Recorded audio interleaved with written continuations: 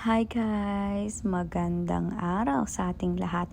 At eto, mamamasyal nga tayo dito sa Manama kasi nitong mga nakaraan dito kami lagi kumakain ng dinner sa My Kids Kingdom kasi naka-break kami ng 5:30 to 7:30 during Ramadan. So naisip namin, puntahan kaya namin yung isang park doon na may tinayo silang malaking istruktura. So eto na guys, nakarating na kami. Ang ganda talaga niya. So, dati talaga dito ako nakatira sa Manama. Pero dahil nga nag-change ako ng job, so nung ginagawa to is parang kaka-resign ko pa lang sa old company ko. So eto na nga, ngayon ko lang siya napuntahan since matagal na daw tong tapos, okay? So, eto nga yung park, guys. Nakita nyo, di ba may kapihan. Kaya nga na-confuse ako na, sabi ko, ay, may kapihan pala dito. Akala ko, ano lang, pasyalan lang siya talaga. So, ayan. Malapit lang to sa trabaho namin, guys. Malapit lang to sa Baring Bay. Tapos, eto is part pa rin siya ng Manama.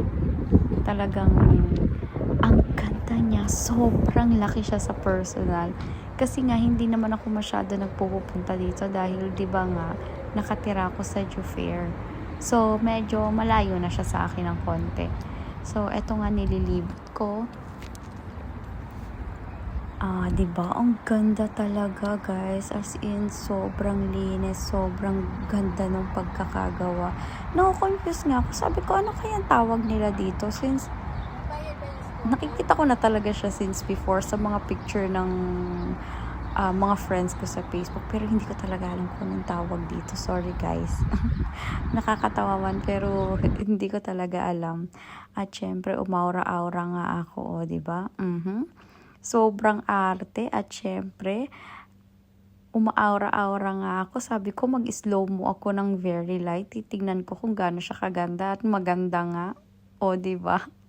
First time ko kasi dito, guys. So, na-amaze ako ng sobra-sobra.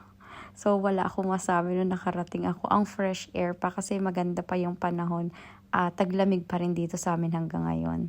At eto, nagpicture-picture na nga ako kasi pauwi na kami. At dumidilim na talaga, guys. So, see you na lang ulit sa next vlog kung saan ako gagala. Alam niyo naman ako, Dana the Explorer.